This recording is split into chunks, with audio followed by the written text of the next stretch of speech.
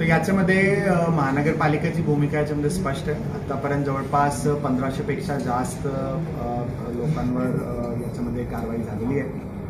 जवळपास 250 एकरपेक्षा जास्त आपला जे टोटल एरिया आहे तो याच्यामध्ये फ्री अप झालेला आहे। याच्या मागची जी आपली भूमिका आहे महानगरपालिकेची स्पष्ट आहे की सर्व जे आपले युनिट्स आहे, स्क्रॅपचे युनिट्स असो किंवा आपले इंडस्ट्रियल युनिट्स, ते absolutely illegal from multiple perspective. त्यांच्याकडे MPCBचं काही consent to operate, consent to establish नसणे, लेबर डिपार्टमेंटचं काहीच त्यांच्याकडे लायसेन्सिंग रजिस्ट्रेशन नसणे, महानगरपालिकेची फायर NOC नसणे, त्या व्यतिरिक्त बिल्डिंग परमिशन नसणे, झोनेशन पण व्हायोलेशन आहे, तो आपला रेसिडेन्शियल झोन आहे आणि सगळे आपला इंडस्ट्रियल यूज आहे।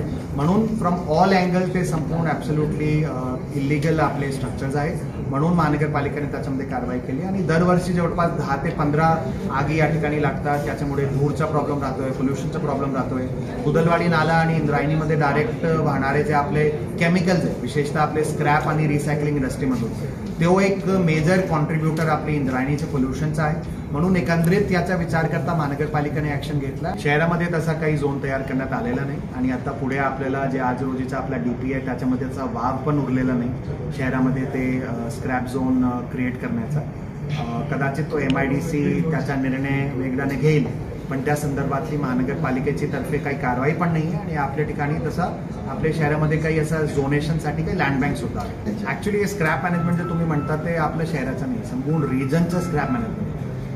तर संपूर्ण रिजनचा स्क्रॅप मॅनेजमेंट होऊन शहराचे लोकांना पोल्युशनचा जे संपूर्ण प्रॉब्लेम आहे तो सहन करण्याचा रेसिडेन्शियल एरियामध्ये मला काही अर्थ वाटत नाही। इंडस्ट्रियल झोनमध्ये एखादा कदाचित इंडस्ट्री डिपार्टमेंटचे मार्फत, MIDCचे मार्फत तसा काही डिसिजन कदाचित तुमचे सजेशनप्रमाणे आपण बघू पुढे काय निर्णय घेता येईल, पण आज रोजी तसं आमचं काही नाही। तुमचं नियोजन टाउन प्लॅनिंग प्रमाणे ती रेसिडेन्शियल झोन आहे। आपलं झोनेशन प्रमाणे आणि बिल्डिंग परमिशन प्रमाणे जसं जसं लोक त्या ठिकाणी अलाउड प्रायोजन प्रमाणे आमच्याकडे प्लॅन टाकतील, ऑन प्रायोरिटी आम्ही लोकांचे त्या ठिकाणी सर्व प्लॅन आपण त्या ठिकाणी मंजूर करू।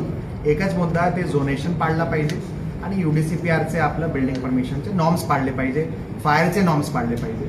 रेसिडेन्शियल झोनमध्ये काही इंडस्ट्रियल युजेज पण बहुत मिनिमम अलाउड आहे, तर त्याच्याप्रमाणे कोणी UDCPR प्रमाणे, झोनेशन प्रमाणे जर आमच्याकडे प्रपोजल टाकलं ते आपण वेळोवेळी त्या प्रसंगी त्या प्रपोजलचं आपण 100% त्याच्यामध्ये आपण कारवाई करू। चिखलीचं प्रकरण सुप्रीम कोर्टमधून एकदा क्लिअर झाल्यानंतर 100% आपण त्याच्यामध्ये कारवाई करणार आहोत।